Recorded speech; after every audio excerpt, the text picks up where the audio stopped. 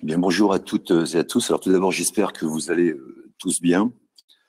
Merci de vous être rendu disponible pour cette présentation, alors qui, même si elle ne se déroule pas dans un climat qui est très serein, vous apportera malgré tout tous les gages de fiabilité de notre groupe.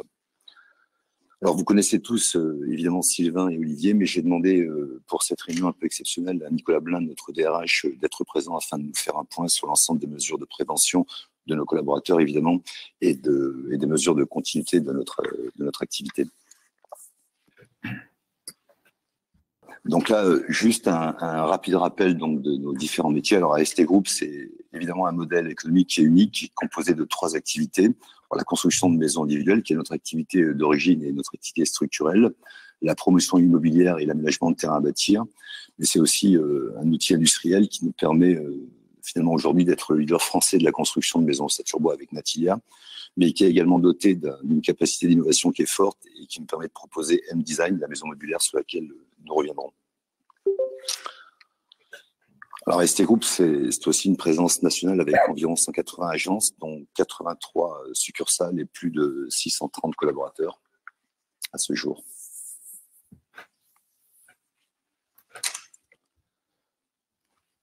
C'est également 2200 ventes nettes, donc qui sont purgées de l'ensemble de nos évaluations qui ont été enregistrées sur 2019, dont 53% à peu près réalisées en maison individuelle, soit une croissance de l'ordre de 4% à peu près en ligne avec l'évolution du marché. On va venir aux résultats financiers. Je vais donner la parole à Olivier Lamy. Bonjour à tous. Donc, en effet, je vais vous présenter les résultats annuels 2019 qui ont été arrêtés par notre conseil d'administration hier. Donc, comme on a communiqué il y a un petit peu plus d'un mois, notre chiffre d'affaires en lien avec la baisse des prises de commande qui avait eu lieu sur 2018 s'élève à 201,4 millions d'euros. Donc, il est en baisse de 16%. Et quand on regarde sur nos 3 principales activités, on voit que la maison individuelle représente 65% de notre activité, la promotion 22%, et notre activité système constructif industriel progresse d'année en année et représente à aujourd'hui 13%. En termes de compte de résultats, on est dans une activité donc avec une baisse de chiffre d'affaires de 25 millions qui a un impact très important sur la marge brute, puisque l'impact sur la marge brute est lié à hauteur de 9,6 millions d'euros. Et dans cet impact, c'est essentiellement un impact volume à hauteur de 9,2 millions d'euros. Notons cependant qu'on a réussi à maîtriser nos charges opérationnelles à hauteur d'1,3 million, ce qui nous a permis d'avoir un résultat opérationnel à hauteur de 4 millions d'euros versus 12,2 l'année dernière. On a également indiqué notre EBITDA qui ressort à 7,8 millions d'euros. Solène, on a indiqué notre EBITDA qui ressort à 7,8 millions d'euros, soit quasiment 4% de notre chiffre d'affaires. Notons également qu'on a un taux d'endettement qui reste toujours très faible, et ce qui nous permet d'avoir un résultat financier proche de zéro puisqu'il s'élève à une charge de seulement 160 000 euros. Ça nous permet de dégager un résultat net de 2,5 millions d'euros, soit 1,2% du chiffre d'affaires. Alors, lorsqu'on regarde activité par activité, les principaux éléments qu'il faut noter en maison individuelle, donc on a une forte baisse du volume, encore une fois comme on l'avait anticipé. Donc, une baisse du volume d'environ 30 millions d'euros à périmètre comparable, qui a un impact de 8,2 millions d'euros sur la marge, avec un taux de marge moyen à 27%. On a une légère érosion des marges de 0,6 points, qui a un impact sur la marge de 900 000 euros. Notons cependant que par rapport au premier semestre, on avait un impact sur la marge de 1,5 million d'euros, ce qui fait que sur le deuxième semestre, on a plutôt mieux maîtrisé nos marges, avec une remontée notamment de nos marges sur le 4e trimestre, et surtout un arrêt de dégradation des marges. Donc, même si la tendance sur l'année fait apparaître une dégradation des marges, quand on regarde semestre par semestre, on voit qu'il y a une dégradation plus importante sur le S1 et plutôt une amélioration sur le S2. Donc, la tendance est plutôt bonne. Et d'ailleurs, Sylvain viendra après sur les mesures qu'on a mises en place sur le S2 qui vont continuer de porter ses fruits. On a plutôt une bonne maîtrise également de nos charges opérationnelles, comme on l'a indiqué, ce qui nous permet d'avoir un résultat opérationnel à moins 1 million. Je rappelle que le résultat opérationnel sur le premier semestre était de moins 800 000. Donc, ça veut dire que sur le deuxième semestre, en maison individuelle, il y a une amélioration, il est quasiment à l'équilibre. Pour l'activité promotion et lotissement, on a également une baisse de chiffre d'affaires d'environ 7 millions d'euros, avec un taux de marge moyen dans cette activité de 20%. Il y a un impact volume sur la marge d'1,4 million. On a subi une légère érosion de nos marges sur le S2, mais dans cette activité, on arrive plutôt bien à maîtriser également nos charges opérationnelles, à l'exception des charges de personnel, mais ça c'est une volonté de notre part, puisque comme on a communiqué depuis plusieurs années maintenant, on a vu une baisse de l'équipe développement dans cette activité, ce qui nous a pénalisé sur le chiffre d'affaires, et ça fait maintenant 9 mois presque qu'on a renforcé cette équipe développement, donc ce qui évidemment a un impact sur les charges de personnel, mais ce qui portera ses fruits dans les prochains mois, d'ailleurs ce qui a commencé à porter ses fruits, puisque à fin mars, on est dans notre objectif en termes de signature de compromis. Donc c'est un investissement pour pouvoir avoir des terrains et du chiffre d'affaires futur.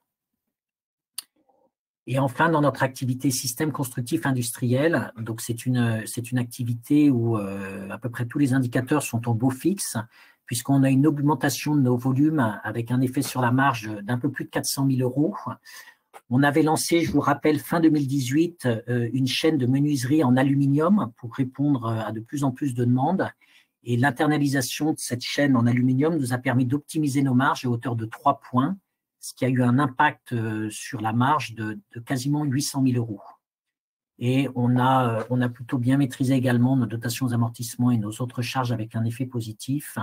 On a en revanche un effet négatif à hauteur de 700 000 euros sur des reprises chantiers, puisque je rappelle que dans nos contrats, on reprend les chantiers défaillants de nos franchisés. Alors, à noter que cet impact, elle est liée à 90% à un seul franchisé sur lequel on a eu un gros problème près d'Orléans et que le problème aujourd'hui est quasiment résolu. Donc, en synthèse, activité par activité, donc en maison individuelle, on a un EBITDA qui ressort à 1,6 million d'euros, 1,2% du chiffre d'affaires, et un résultat opérationnel en perte d'1 million, mais encore une fois, je le rappelle, sur le deuxième semestre, la perte est limitée à 200 000 euros. En promotion et lotissement, on a un EBITDA qui ressort à 400 000 euros, 1% du chiffre d'affaires, avec un résultat opérationnel légèrement négatif sur l'année, mais qui est légèrement positif sur le S2. Et dans notre activité système constructif industriel, on a toujours une très bonne rentabilité de cette activité. On a un EBITDA qui ressort à 5,8 millions d'euros, ça fait 22,3% du chiffre d'affaires social, et on a un résultat opérationnel qui ressort à plus de 5 millions d'euros, ce qui nous fait apparaître une rentabilité de quasiment 18%. Et donc, en synthèse, on retrouve notre EBITDA à 7,8 millions d'euros, soit presque 4% du chiffre d'affaires, et un résultat opérationnel à 4 millions d'euros. En ce qui concerne notre situation financière, comme vous pouvez le voir, on a une situation financière qui est toujours très saine et solide. On a fait apparaître l'année 2018, l'année 2019 hors impact d'IFRS 16 et l'année 2019 avec l'impact d'IFRS 16, puisque comme le prévoit la norme IFRS 16, on a l'obligation de retraiter tous les contrats de location simple comme si on avait acquis les biens et qu'on avait un emprunt au passif en contrepartie. L'impact dans notre bilan est lié au fait qu'on a une centaine d'agences et centres techniques qui sont en location. Et donc, on a retraité ces éléments comme si on était propriétaire de ces actifs, ce qui a un impact au niveau de l'actif immobilisé et au niveau des dettes financières nettes à hauteur de 8,5 millions d'euros. Ça explique la variation entre 2019 hors IFRS 16 et 2019 normalisé, de la ligne actif immobilisé et de la ligne dette financière nette. En retraitant ces éléments, on voit qu'on a une dette financière nette qui est complètement stable, avec des fonds propres qui sont également stables d'une année sur l'autre, et donc on a un gearing qui reste négatif à moins 8%.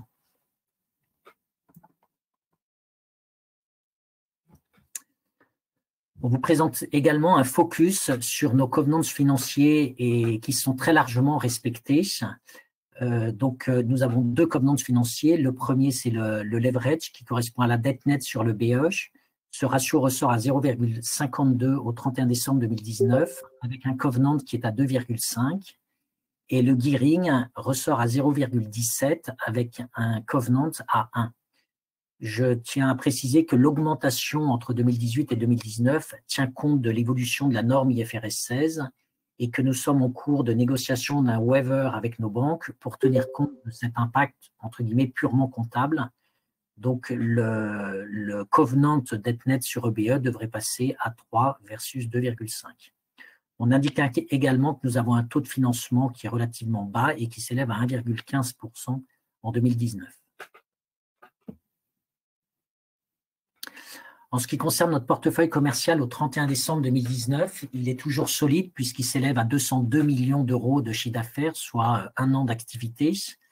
En maison individuelle, il représente 158 millions d'euros, avec les 2/3 de ce chiffre d'affaires qui correspond à des contrats signés non démarrés et 1/3 qui correspond à du chiffre d'affaires qui reste à dégager sur les chantiers en cours.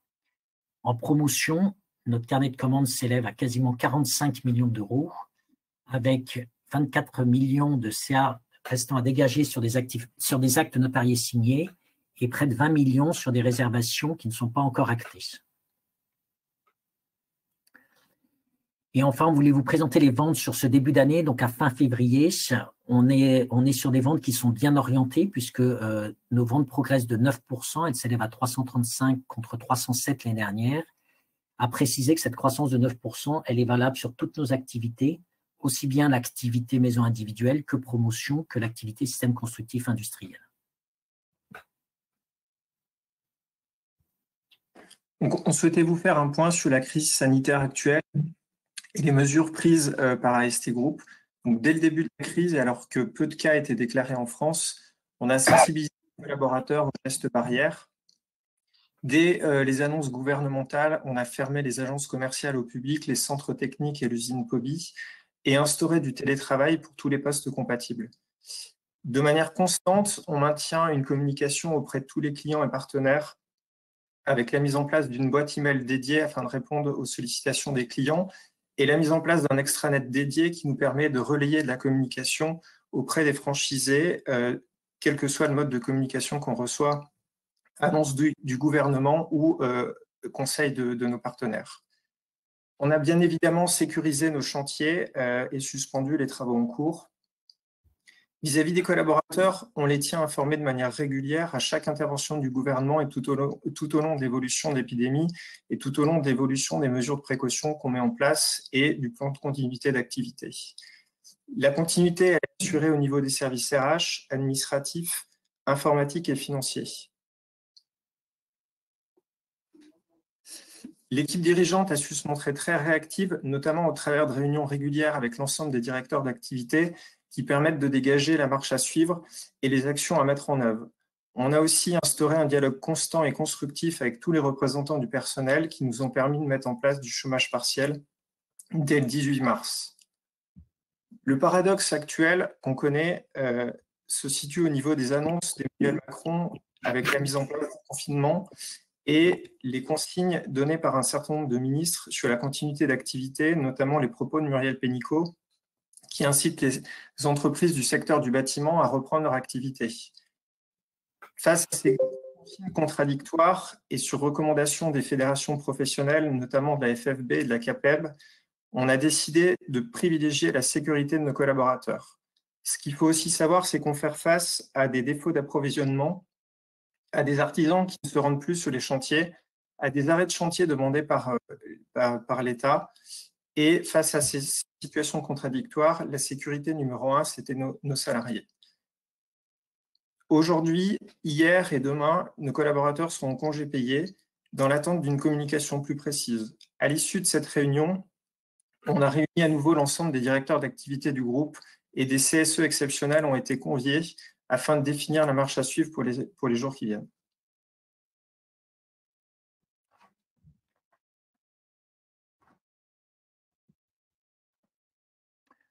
On souhaitait vous faire un point sur la situation financière que nous avons aujourd'hui pour traverser cette crise inédite. À aujourd'hui, on a 33 millions de disponibilités. Dans ces 33 millions, on a 27 millions de trésorerie tout de suite disponibles et 5,5 millions de trésorerie mobilisables. Ce sont essentiellement des placements à court terme, sans risque, qui sont liquides sous maximum 3 mois. La trésorerie, elle nous permet de couvrir l'augmentation du BFR de 12 millions d'euros qui va se produire sur les 2 prochains mois. Cette augmentation du BFR est liée au fait qu'on souhaite maintenir nos échéances fournisseurs et auprès des artisans afin de ne pas les pénaliser. Ensuite, quand on regarde nos charges fixes, on a des décaissements mensuels de l'ordre de 3,5 millions d'euros, dont 2,5 millions d'euros de charges de personnel. Dans les prévisions qu'on a fait, on a bien évidemment, on va demander du chômage partiel, mais même si on a un remboursement de l'État qui est un petit peu plus tard, on peut tenir très largement plusieurs mois, même si le remboursement de l'État intervient un peu plus tard. On a donc une capacité à honorer toutes nos échéances. Comme l'a dit Nicolas tout à l'heure, on a des équipes financières qui peuvent travailler à distance pour pouvoir effectuer ces règlements. Et on a une capacité à honorer tous les salaires et les avances liées à la mise en place du chômage partiel. Également, on a toutes les dettes d'impôts qui sont dues et qui ne sont pas reportables, ont été payées ou seront payées. Donc, en l'état actuel des choses, on a indiqué qu'on avait une trésorerie disponible qui permet de tenir minimum jusqu'à fin juin en fonction de la trésorerie disponible.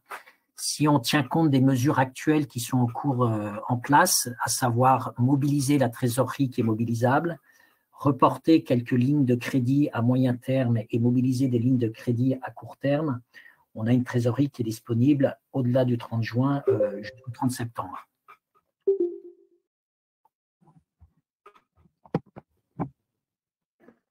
Bonjour à tous. Alors, nous avons souhaité vous faire un point sur les transformations que nous avions engagées à l'automne. Alors, notamment sur les premiers bénéfices constatés avant l'entrée dans cette période de confinement.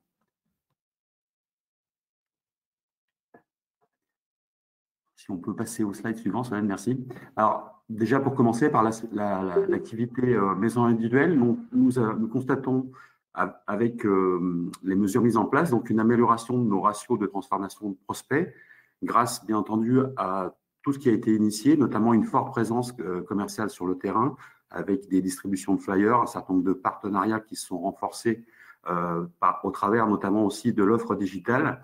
Tout ceci étant animé par des challenges commerciaux qui sont mis en place maintenant depuis plusieurs mois et qui sont également accompagnés par des formations en continu sur le terrain et par le management de la force commerciale.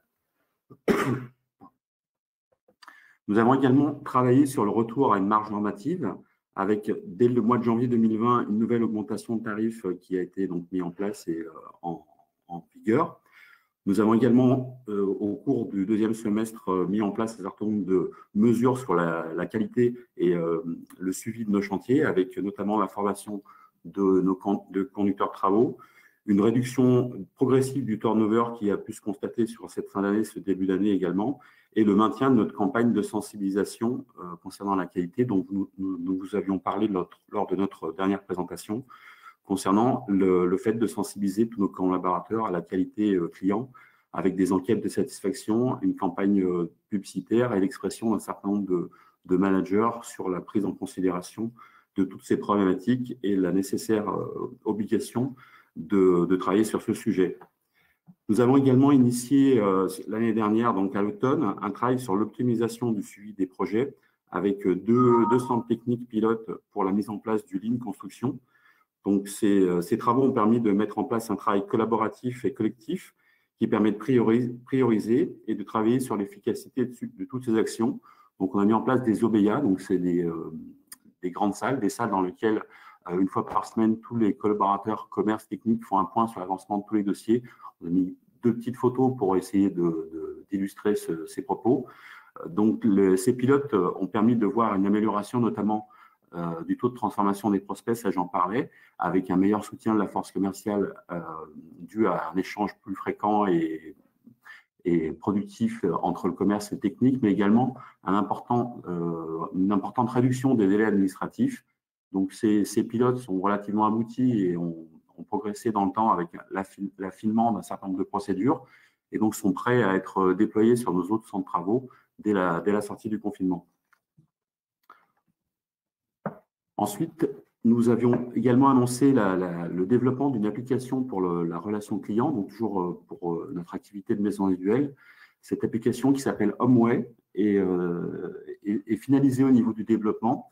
Donc, je rappelle qu'on développe nous-mêmes notre propre ERP Hercule et qu'à ce titre-là, nous disposons d'un staff d'informaticiens qui ont développé, on va dire, sur mesure et en lien directement avec notre ERP, cette application qui permet donc un échange fluide et permanent entre la team, l'équipe complète qui s'occupe du dossier d'un client et le client lui-même, qui permettra donc d'échanger un certain nombre, au fur et à mesure de l'avancement du dossier, un certain nombre d'informations et de réponses instantanées, notamment pour conforter la relation et la confiance que notre client est en droit d'attendre de notre part tout au long de l'avancement de son projet.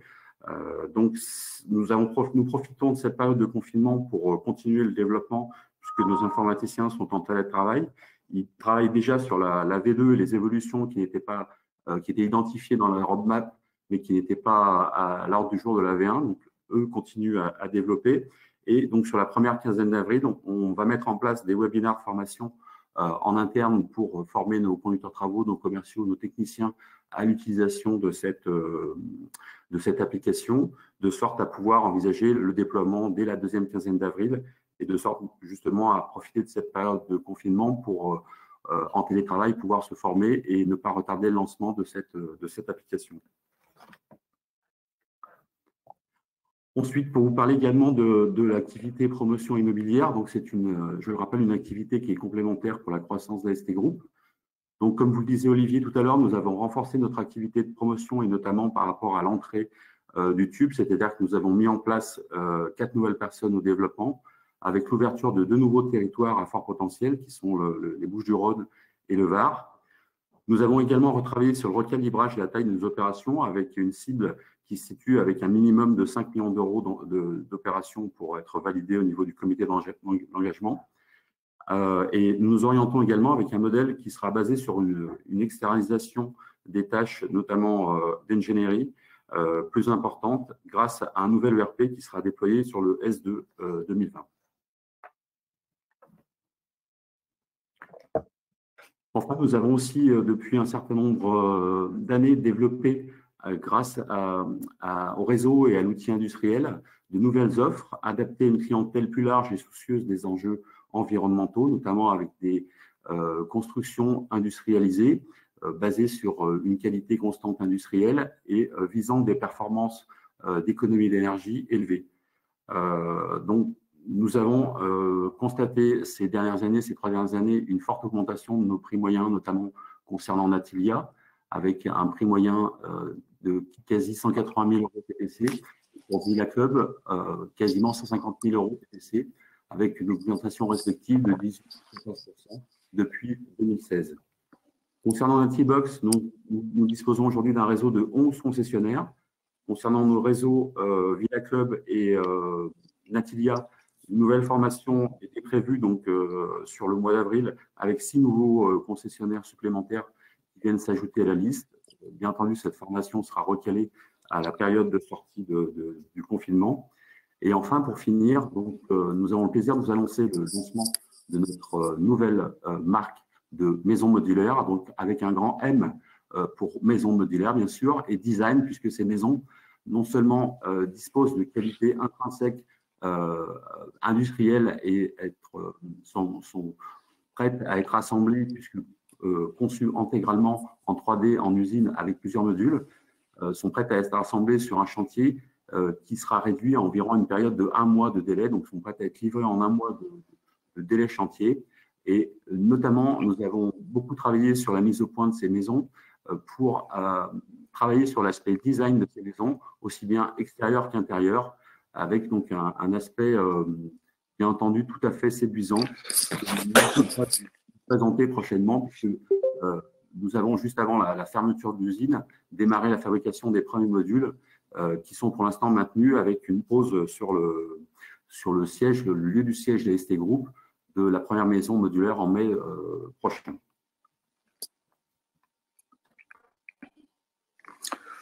Ok, donc depuis maintenant quasiment 27 ans, ST Group a su traverser de nombreuses crises et je ne vais pas toutes vous les rappeler, mais on a surtout su démontrer notre capacité de résilience et ça c'est important. Donc, nous avons depuis fin 2009 finalement mis en place des mesures fortes et engagé donc une transformation comme vient de vous l'expliquer Sylvain. Notre structure est saine. Elle va surtout aussi nous permettre d'aborder la reprise dans les meilleures conditions et nous permettre de déployer nos relais de croissance et surtout avec la maison modulaire M-Design, révolutionner finalement la distribution et la construction d'une maison individuelle. Et c'est ça qui est effectivement extrêmement important.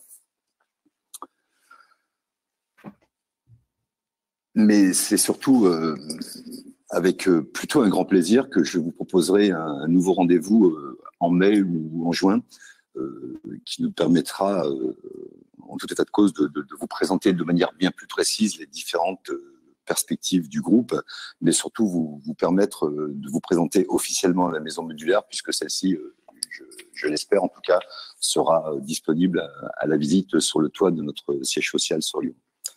Enfin, pour terminer cette réunion, j'aimerais juste rappeler que finalement, la maison individuelle, au-delà d'être un moyen et un formidable moyen d'intégration, c'est aussi pour nos clients qu'être propriétaire, c'est vraiment la meilleure solution de capitaliser et de préparer sa retraite. Et ça, c'est aussi vraiment à l'ordre du jour. Mais on a vu aussi depuis quelques jours que finalement, l'étalement urbain a du bon et que beaucoup de citadins quittent aujourd'hui le monde de ce que j'appelle moi l'empilement urbain. Alors, il ne s'agit pas là de faire un plaidoyer qui est uniquement pour notre profession, mais simplement de dire que il faut laisser à chaque famille française le droit au choix de son habitat. Et majoritairement, ceux-ci veulent plutôt habiter dans une maison individuelle.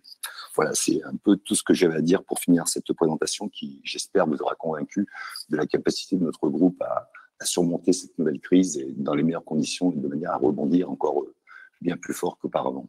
Voilà, si vous avez des questions, on est naturellement tout prêt à y répondre. Merci Alain. Je vais réactiver du coup les micros de tout le monde pour que vous puissiez poser vos questions. Normalement. Alors, oui. Oui, monsieur? Oui, je peux poser une question? Oui, monsieur, on vous écoute. Vous m'entendez? Oui, oui, vous êtes? C'est Jérôme Lurie, Olivier Études et Recherches. Oui, c'est juste une question sur le bilan, enfin deux questions s'il vous plaît, sur les chiffres. La trésorerie, les 27,6 millions de trésorerie disponible, c'est bien dans votre caisse? Oui, oui, absolument. Enfin, ce n'est pas tout à fait les nôtres, c'est celle des banques, mais elles sont bien chez nous, oui. C'est sous votre pied, en tout cas. Et s'il vous plaît, une question idiote, mais quel est l'amortissement lié à IFRS 16? Dotation d'amortissement que vous avez rajouté. C'est 2 millions. 2 millions d'amortissement IFRS 16. Très bien. Merci beaucoup. Merci. Une autre question? Dernière question. Combien de temps vous pensez que ça va durer? La crise? Pas de 20. Merci beaucoup. Bah, je crois que pour répondre non pas plus précisément à la question, mais aujourd'hui, notre principale préoccupation, ce sont nos collaborateurs et on verra ensuite, à l'issue de tout ça, quelles conséquences on peut en tirer, quoi. Ok, merci. Merci. D'autres questions? Ouais. Bonjour à tous, Florian de chez Midcap. J'ai quelques petites questions. D'abord sur la dynamique commerciale. D'abord sur les prises de commandes 2019. Est-ce qu'on pourrait avoir une petite idée de la marge embarquée par rapport à l'année dernière? Ensuite, toujours sur la dynamique commerciale à fin février, la croissance des ventes, si on peut avoir le split entre les différentes activités, notamment avec les ventes en réseau. Et enfin, une dernière question sur Poby. Si on part sur un arrêt de l'usine pendant 2 mois, combien de temps vous estimez qu'il vous faudra pour retrouver le rythme de croisière sur l'usine? Olivier, je vous laisse répondre aux deux premières et Sylvain répondra à la dernière. Oui. Donc, sur la marge embarquée, alors, comme on l'avait déjà indiqué, on avait effectué une augmentation de nos prix il y a un peu plus d'1 an maintenant. On a réeffectué une augmentation de prix au 1er janvier 2020. Donc, aujourd'hui, en fait, il y a 2 éléments à retenir. Donc, pour répondre à une partie de votre question, la marge embarquée, quand on compare les prises de commande entre le S1 et le S2, la marge embarquée est une augmentation de 1 point sur le S2 par rapport au S1. Mais au-delà de la marge embarquée, ce qui est important, c'est la marge à laquelle on démarre le chantier et la marge à laquelle on réceptionne le chantier. Et ce qui nous a pénalisé énormément depuis 1 an et demi maintenant, notamment sur le S1, c'est qu'il y avait eu des augmentations d'artisans, de sous-traitants, etc. Et que du coup, entre la marge à laquelle on vendait une maison et la marge à laquelle on la construisait, on subissait la hausse de l'artisan, qu'évidemment, on ne pouvait pas répercuter sur le client puisque le contrat avait été vendu 1 an avant. Donc là, cette dégradation de marge à l'arrivée, elle s'est, comme je l'ai indiqué, elle s'est très nettement améliorée sur le S2. On constatait de fortes dégradations sur le S1. Pour le S2, elle s'est très nettement améliorée, et même pour être très précis, elle a continué de se dégrader sur le T3, mais elle a quasiment arrêté de se dégrader sur le T4. Donc, tout ça pour dire qu'on anticipe une augmentation de nos marges qui est liée à 2 phénomènes. On a vendu en tenant compte d'une inflation, et deuxièmement, on a une meilleure maîtrise de nos coûts de revient. C'était sur la première question. Je ne sais pas si ça répond sur la première question. Ouais, mais justement, pour rebondir sur ce point-là, une fois que les chantiers vont pouvoir réouvrir, est-ce que vous ne craignez pas qu'il y ait une nouvelle augmentation des coûts de construction, parce que tout le monde va vouloir repartir en même temps? Les artisans risquent d'être assez débordés. Je ne sais pas comment vous voyez ce point-là. Je peux vous répondre à ce niveau-là. Aujourd'hui, on a effectivement du jour au lendemain arrêté des chantiers tous au même stade.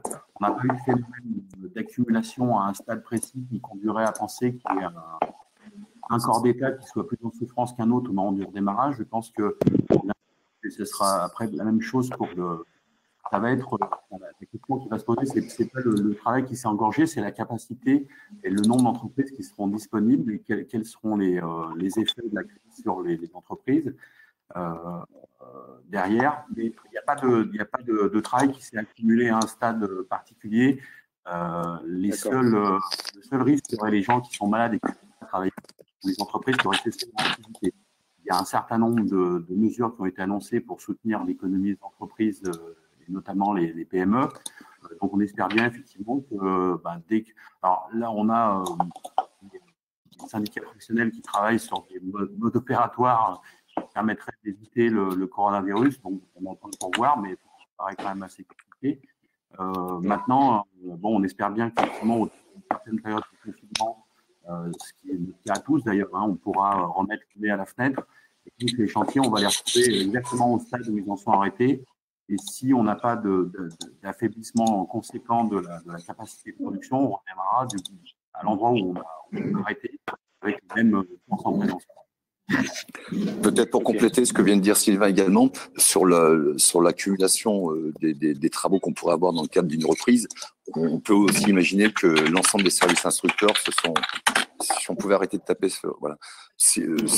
On peut imaginer aussi que l'ensemble des services instructeurs vont arrêter d'instruire les dossiers de permis de construire. Donc effectivement, on a figé un petit peu la situation. Et alors, c'est pas aussi simple que ça, mais en tout état de cause, la situation aujourd'hui est figée et elle devrait reprendre avec un intermède qui sera un peu plus long que de simples congés payés.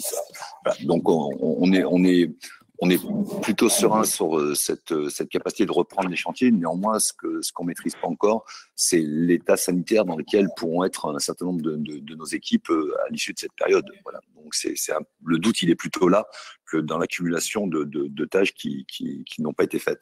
Elles reprendront au stade où elles ont été laissées, quoi. Ok. Et pour Poly, Sylvain?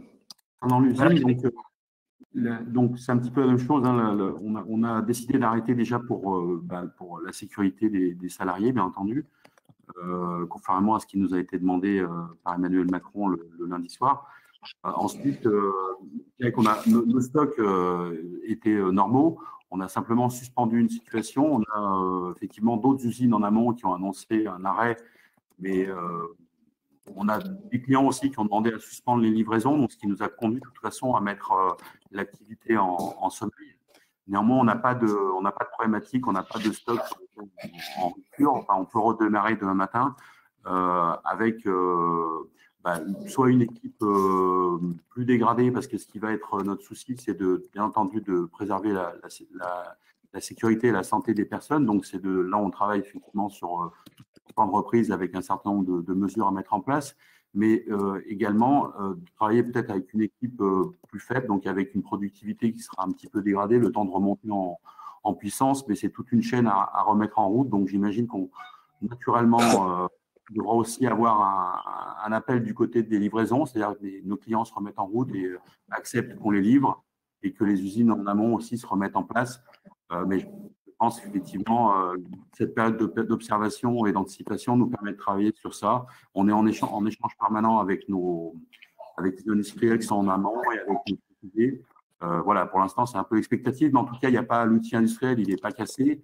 Les stocks, ils sont pleins et tout peut se remettre en route rapidement sans avoir, bien entendu, avec une petite période de redémarrage et une petite période avec une productivité amoindrie, mais le savoir-faire, on l'a pas perdu, quoi. Ok, parfait. On a quasiment une petite semaine de stock dans l'usine pour continuer d'alimenter la chaîne de production. Donc, délai nécessaire et suffisant en tout cas pour que nos industriels puissent à nouveau nous livrer, quoi. Ça marche, bien noté. Ouais. Pour répondre à votre deuxième question sur les ventes, je crois que vous aviez une question pour la répartition entre Natilia, entre le réseau et toutes nos activités sont en croissance à fin février. En l'occurrence, l'activité purement maison individuelle est en croissance de 7% et l'activité réseau de 10%. Ok, super. Merci beaucoup. Bonjour, Rémi Parisi, CJ Bâtiment. Est-ce que vous pouvez me dire si vous avez prévu des mesures pour soutenir vos franchisés qui ne vont pas forcément avoir la même résilience que vous face à la crise quand on voit le niveau de BFR qu'il va falloir mobiliser? Ils ne sont peut-être pas tous en capacité de le faire. Donc, quelle est votre vision sur ce point-là? Merci. Alors, ça a été une de nos premières préoccupations. Effectivement, c'est au-delà de reprendre notre activité à nous, c'est de ne pas avoir à reprendre de chantier de nos franchisés. Alors, on avait déjà identifié 2 ou 3 franchisés qui risquaient d'avoir des difficultés sur 2020. Donc, ces franchisés comme je vous l'ai dit, ont été mis entre guillemets entre parenthèses. Voilà. Pour les autres, on a une communication constante avec eux. On leur fait part de l'ensemble de nos décisions et eux sont également dans cette espèce de stand-by obligé ou en tout cas convenu. Et à partir de là, on est bien conscient effectivement que ces entreprises-là sont moins fortes en termes de capacité de rebond que des entreprises bien plus structurées ou en tout cas plus anciennes. Mais en tout cas, pour l'essentiel d'entre eux, ils ont plutôt bien réagi et réagi efficacement. Alors, ce sont de petites structures qui sont quand même, pour le coup, plutôt agiles. Donc, je vous dis, à part 2 ou 3 franchisés qu'on avait déjà identifiés, qui risquent de ne pas passer cette crise. Mais en tout état de cause, il n'y aura pas de grosses perturbations si on devait reprendre ces chantiers-là, quoi. Et le fait est aujourd'hui qu'on est nettement plus présent en termes de couverture sur le territoire et donc on a cette capacité à faire reprendre aussi par des franchisés voisins donc les chantiers en cours ou qui pourraient être abandonnés par ces franchisés défaillants. D'accord, donc votre réseau ne vous a pas fait remonter d'inquiétude par rapport à leur propre santé financière? Non, à ce jour, non. À ce jour, non. Non, à ce jour, non. En tout cas, on leur a donné toutes les informations nécessaires pour contacter évidemment leur banque et l'ensemble de leurs partenaires et de mettre en œuvre l'ensemble des moyens qui sont mis à leur disposition.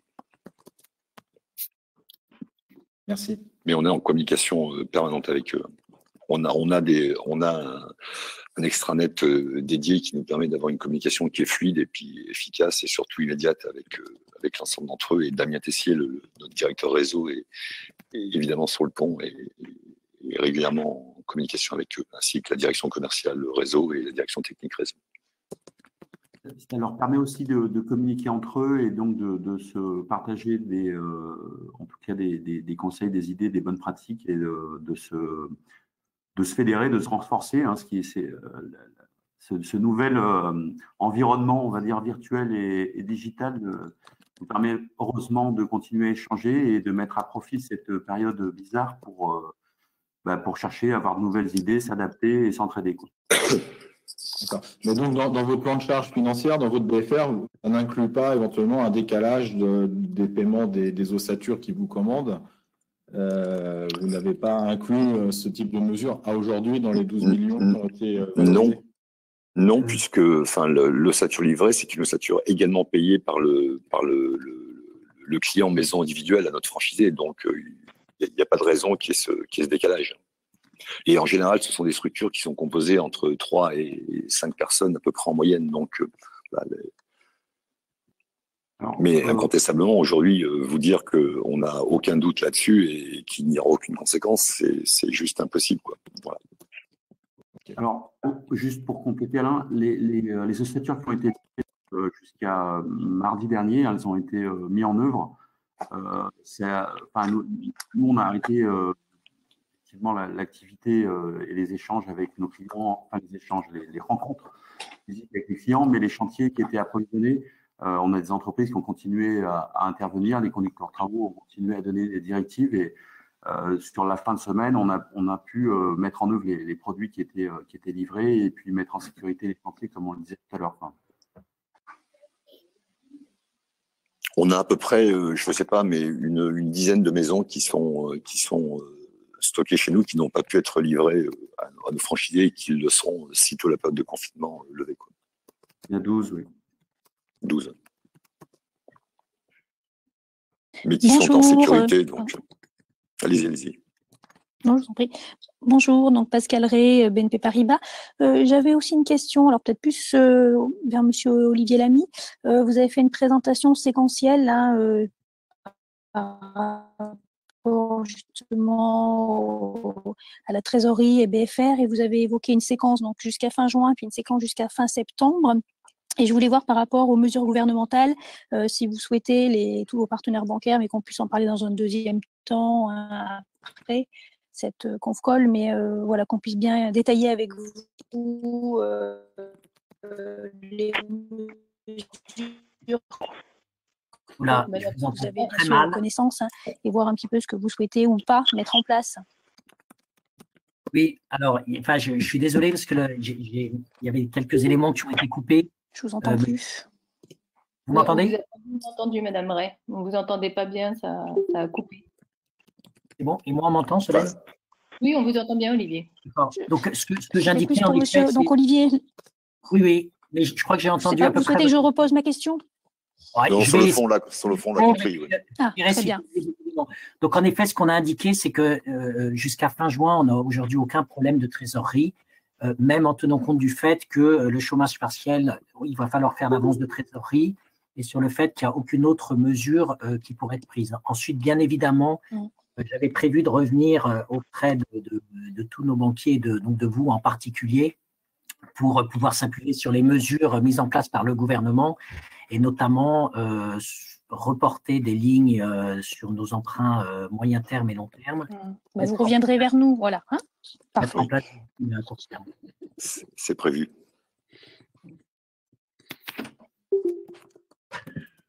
Oui, bonjour. Éric Blin, Finance Connect, vous m'entendez? Oui, on vous entend. Bonjour. Juste deux petites précisions déjà. Dans la trésorerie, est-ce qu'il y a des avances clients et combien ça représente? Alors, dans la trésorerie, oui, il y a mécaniquement une partie d'avance client, puisqu'on reconnaît le chiffre d'affaires à l'avancement, mais on a aussi un décaissement de nos fournisseurs, puisqu'on reconnaît aussi le chiffre d'affaires à l'avancement. Pour dire les choses à peu près d'une manière simple, sans redétailler les jeux d'écriture comptable, la trésorerie, en tout cas que je vous ai indiqué, c'est celle aujourd'hui qu'on a sur nos comptes bancaires. En l'occurrence, c'était à vendredi soir. Donc, c'est une trésorerie qui nous appartient. D'accord. Et juste également, il y a un poste provision au bilan qui passe de 7 millions à 10 millions.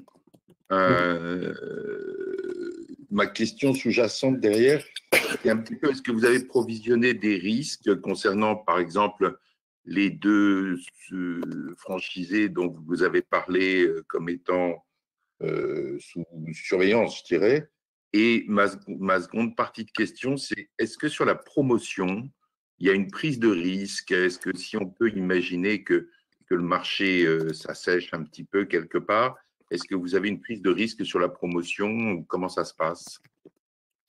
Alors, l'évolution du poste des provisions, c'est vrai qu'en effet, je suis pas revenu trop dessus tout à l'heure.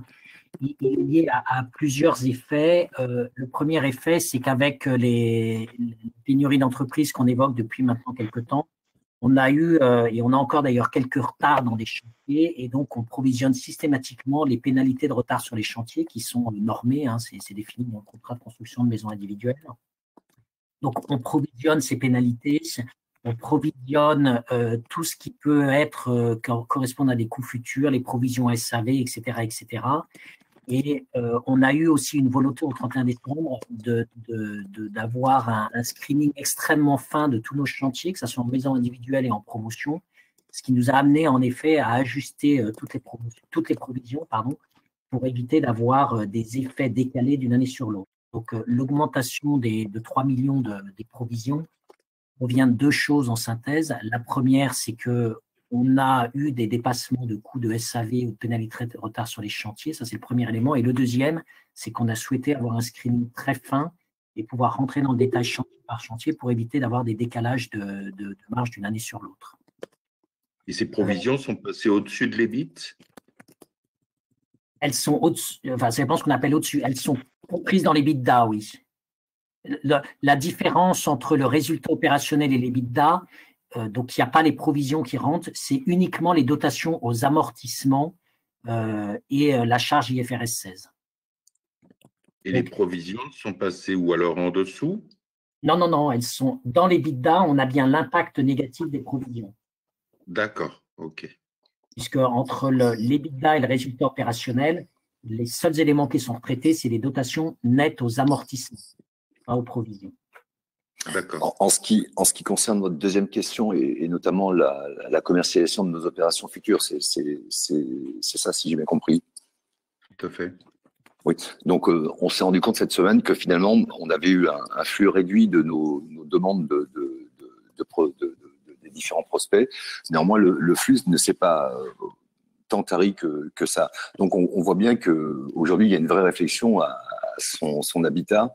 Et encore une fois, nos opérations sont rentrées avec beaucoup de vigilance. Donc, on a, dans le cadre de nos comités d'engagement, un certain nombre d'études de commercialisation de ces opérations et d'études de marché, voilà, qui nous permettent d'envisager assez sereinement le positionnement et géographique et typologie et tarifaire de nos opérations pour qu'elles puissent ne pas avoir de problème lors de leur commercialisation.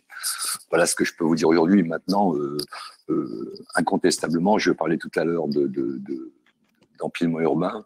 On voit bien que les Français sont vraiment en train de se poser des questions à savoir où veut-il être dans ce genre de période un peu floue ou un peu défavorable. Hein. Donc, voilà. Ce qui est sûr, c'est que la maison individuelle, en général, elle est plutôt plébiscitée par les Français. C'est la façon et le moyen de vivre de ceux-ci qui prévaut en règle générale dans ce type de situation. Voilà. Maintenant, incontestablement, je pense qu'il y aura un certain nombre de nouvelles actions engagées et interrompre le parcours résidentiel de nos clients. On voit bien que c'est pas la meilleure des façons et d'une part d'apporter une réponse à l'habitat choisi par nos clients et d'autre part sur le plan strictement financier et économique, on voit bien que ça pèse très fortement dans les comptes de l'État. Donc voilà, en dehors de positions dogmatiques et d'étalement urbain ou d'artificialisation des sols, on en est aussi, est-ce qu'on doit pour le coup empêcher les citoyens français d'habiter dans l'environnement qu'ils souhaitent. Et est-ce que vous achetez les terrains en avance de commercialisation? Alors on signe des compromis de vente, hein, dans le cadre d'engagement hors bilan, et ces compromis de vente sont naturellement conditionnés par tout un tas de formalités à obtenir, notamment le permis de construire, puisque en définitive, au-delà d'un terrain, on achète surtout un droit à bâtir. Donc, on met dans les compromis de vente comme condition de résiliation et comme condition suspensive l'obtention d'un permis de construire. On met également un pourcentage de commercialisation à atteindre avant l'acquisition, voilà, qui nous permettent d'avoir des portes de sortie le cas échéant dans le cadre d'une opération qui pourrait mal se passer, en l'occurrence ne pas obtenir le permis, mais ça c'est plutôt rare, ou alors d'avoir des problèmes de commercialisation qui nous permettraient de différer notre acquisition de foncier. Donc on a des engagements qui sont malgré tout sécurisés par ce type de conditions suspensives. D'accord, merci.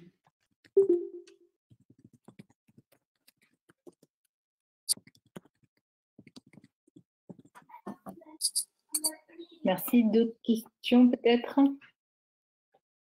Monsieur Boffre, vous aviez des questions. Est-ce que vous voulez… Oui, alors merci de me donner la parole. Vous m'entendez bien? Oui. Oui, bien sûr. Alors, je vais commencer par la dernière question. Est-ce que vous pouvez nous donner un ordre de grandeur de la marge brute que vous attendez de la maison modulaire par rapport à la maison traditionnelle? Alors, la question aujourd'hui, elle est précise, mais je ne pourrais pas vous y répondre aussi précisément. C'est-à-dire que, comme l'a dit Sylvain tout à l'heure, c'est une maison qui va être fabriquée quasiment à 95% en usine et qui va être livrée et simplement assemblée sur le chantier. Et donc là, en environ une huitaine de jours à peu près, on est en mesure de finir les modules à l'intérieur, hein, notamment de camoufler, entre guillemets, les jonctions des différents modules. On sait aujourd'hui que le prix de revient de cette maison en usine est quasiment équivalent à notre prix de revient chantier. Donc maintenant, compte tenu de l'économie qu'on va faire en termes d'ingénierie et de délai, et notamment d'encaissement des fonds, hein, puisque cette maison qui va être livrée le matin va pouvoir globalement, 8 jours après, être réceptionnée à 100% en termes de cash. Tout dépend le positionnement qu'on souhaite avoir avec cette maison. Soit on décide d'avoir un prix qui est sous la concurrence, soit on décide à ce moment-là de conserver l'intégralité de la marge et de rester sur un prix identique à la concurrence. Donc ces choix-là ne sont pas encore totalement faits, ou alors d'affecter une partie des économies au prix et à la marge. Donc aujourd'hui, le choix il n'est pas totalement décidé. Ce qu'on peut simplement vous dire, c'est que le prix de revient de cette maison industrielle est quasiment identique au prix de revient d'une maison construite sur le chantier, avec une efficacité nettement supérieure, mais surtout un niveau de qualité qui, lui, est complètement vérifié et reproductible en usine. D'accord. Sinon, j'en ai bien compris la question de la BNP tout à l'heure, et on imagine que la fragilisation de l'économie va vous apporter des opportunités de reprendre des confrères plus à risque que vous, voire même précisément les banques vont vous proposer peut-être de participer à des redressements ou à des rachats d'entreprises. Est-ce que c'est quelque chose sur lequel vous faites une veille, ou c'est quelque chose qui ne vous intéresse pas du tout aujourd'hui? Alors, on est vigilant aux opportunités sans être pour autant opportuniste. Donc, on étudiera effectivement toutes les affaires qu'on pourra nous proposer, évidemment. D'accord. On n'est pas fermé, même si 2020 n'était pas pour nous une année de croissance externe dans la maison individuelle, puisque nos axes de développement sur cette année sont pour être un peu précis, c'était de travailler sur la consolidation de nos marges et la restauration de nos marges en maison individuelle et la conservation de nos parts de marché sur les territoires, et d'axer notre développement sur la promotion, comme on l'a dit tout à l'heure, avec de nouvelles équipes qui ont été mises en place dès le T4 2019 et sur le T1 2020, donc de manière à développer l'activité promotion, puisque je vous le rappelle, Olivier l'a précisé en début de présentation, aujourd'hui on a un décalage entre notre activité maison individuelle qui représente à peu près 70% de notre chiffre d'affaires et notre activité promotion qui ne représente plus que 20%, et on était globalement dans une parité à 60-40. Donc on souhaite restaurer la part de notre activité promotion individuelle, et d'autre part le troisième axe de développement, nos levées de croissance, donc la maison modulaire. Donc oui, on sera évidemment attentif à tous les dossiers. Néanmoins, on fera pas d'acquisition pour la simple part de marché ou pour le cours de bourse. D'accord. Alors l'autre jour, on a entendu M. Oudéa en tant que président de l'Association française des banques. Il nous a dit que leur priorité, c'était de soutenir d'abord les entreprises Et à une question qui lui a été posée sur les prêts immobiliers, il a dit qu'il trouvait que c'était vraiment une seconde priorité, c'est-à-dire ça passait vraiment derrière. Et vous, qu'est-ce que vous constatez vis-à-vis de vos clients acheteurs qui sollicitent des prêts bancaires aujourd'hui pour finaliser un contrat d'achat? Alors, effectivement, il y a eu ces directives qui ont contraint en quelque sorte les banques à plus de vigilance sur un risque qui n'existe pas en définitive, puisque le taux de contentieux aujourd'hui du client accédant à la propriété, il est 0,0 et quelque chose. Et en tout état de cause, les banques qui sont dans ces situations-là ne le font jamais à perte, puisque l'avantage en France, c'est qu'on n'a jamais surévalué le prix d'une maison et notamment en maison individuelle, on vend au juste prix. Donc le banquier finance un juste prix sans gonflement artificiel, notamment au travers de frais de commercialisation qui seraient indécents. Donc quand on vend une maison de bien, on la vend à son juste prix, et quand on la revend, globalement, on la vend aussi à son juste prix. Donc tout ça pour vous dire que en ce début d'année, nous, on a été particulièrement vigilants dans la mise en place du calcul de financement de nos clients, et on a évidemment tenu compte de ces nouvelles directives. Voilà. Maintenant, ce que dit ce monsieur, dont je me souviens plus le nom, je pense qu'il a pas tout à fait compris, quoi. Effectivement, les entreprises, c'est important de soutenir l'outil industriel en général. Néanmoins, le financement immobilier est aussi, encore une fois, un élément fort du soutien économique en France, d'une part, et d'autre part, de préserver le futur de nos clients, parce que, je le rappelle, un client qui va arriver à la retraite, globalement, qui n'est pas propriétaire, ses revenus divisés par 2 et coût du logement multiplié par 2. Donc là, je pense qu'il y a de vrais enjeux qui sont aujourd'hui économiques, mais qui sont totalement plutôt sociaux et humains à terme, quoi. D'accord. Alors la crise actuelle nous montre qu'il pourrait y avoir des évolutions sociales très importantes, notamment le télétravail. Et dans les familles, la difficulté du télétravail, c'est d'arriver à sanctuariser l'espace de travail de ceux qui sont en télétravail, donc généralement les parents par rapport aux enfants. Est-ce que vous prévoyez de proposer des plans donc, qui permettent cette sanctuarisation de ceux qui veulent travailler malgré la présence des enfants? C'est le télétravail. Enfin, moi, ce qui me vient dans le télétravail, c'est les télés déjà. Donc, c'est un environnement qui est pas un environnement normal, le télétravail. Alors, il y a évidemment des postes qui peuvent être prédestinés à ce type d'activité. Néanmoins, on est dans des métiers, nous, il y a pas que l'outil, il y a pas que l'outil informatique qui est indispensable pour travailler. Donc oui, aujourd'hui, on se pose des questions. On sait qu'il y a des postes peuvent être en télétravail. Néanmoins, c'est pas le meilleur environnement pour travailler.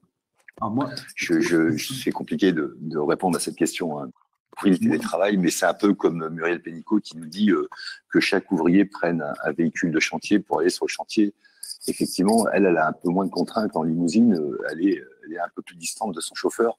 Les ouvriers sur un chantier, ils y vont à 3 et ils sont souvent installés à 3 devant, quoi.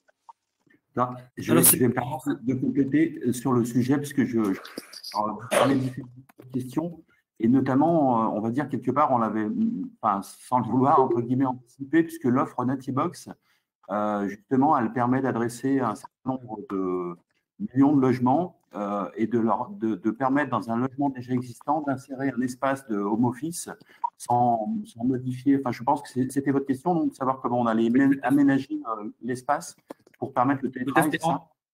En fait, le télétravail répond à une grande question qui est notamment pour les fabricants de maisons individuelles, qui est la nécessité de l'éloignement de la maison individuelle du centre-ville. Et donc, si on doit aller travailler tous les jours, on a des temps de commuting qui sont de 2, 3 ou 4 heures suivant la région où on se trouve. Et c'est extrêmement long et c'est un travail, c'est un temps inutilisé, voire même qui est irritant pour les gens. Et là, on découvre que le télétravail résout beaucoup de problèmes que précisément les gens avaient avant et qu'ils ont beaucoup moins maintenant. Et puis, j'en pose d'autres, évidemment. Alors, oui, alors je pense qu'aujourd'hui, le télétravail, il contente un certain nombre de personnes, où il satisfait dans un environnement dégradé à répondre à des urgences. Est-ce que le télétravail, dans une forme plus globale et sur une durée plus longue, est-ce qu'il va répondre vraiment précisément aux besoins des entreprises? Ça, la question, elle est forcément posée. Oui, il y a des métiers qui permettent très facilement d'adapter le télétravail. D'autres, c'est beaucoup plus compliqué. Mais évidemment que nous, on est parfaitement conscients aussi que des collaborateurs qui font 1 heure de route pour venir au siège social, bah, ça serait mieux pour eux déjà de ne pas faire 7 heures de travail. Et d'autre part, ils seraient beaucoup plus efficaces peut-être s'ils n'avaient pas à faire 7 heures de travail. Voilà. Maintenant, c'est un état d'esprit avant une capacité simplement à faire, quoi. Comment il y a un certain nombre de personnes où le management dans l'entreprise est important au quotidien pour animer son équipe. Le télétravail, c'est qu'on se retrouve seul chez soi. Alors, voilà, c'est toute la difficulté. Alors, ma dernière question. Oui, pardon. Oui, comme le disait Sylvain, effectivement, Natibox est une réponse au télétravail. Ouais. Créer un environnement qui soit spécialisé ou dédié, quoi. Effectivement. Et alors, ma dernière question, c'était sur le moral de vos commerciaux pendant cette période de confinement. Comment vont-ils et est-ce qu'ils continuent à prendre des commandes? Non, parce qu'ils sont arrêtés depuis la semaine dernière. Leur moral est bon. Hein. Moi, je suis en relation avec un certain nombre d'entre eux, ou en tout cas du management du groupe. Hein. Le moral est bon. Ils ont leurs clients au téléphone. Les clients ils les appellent. Néanmoins, ils ne travaillent pas. Voilà. Donc, mais leur moral est bon et ils rongent un peu le frein, quoi. Okay. Merci infiniment de vos réponses. Merci. Bon courage pour les. Merci beaucoup. Bon, bien, merci à tous et portez-vous bien.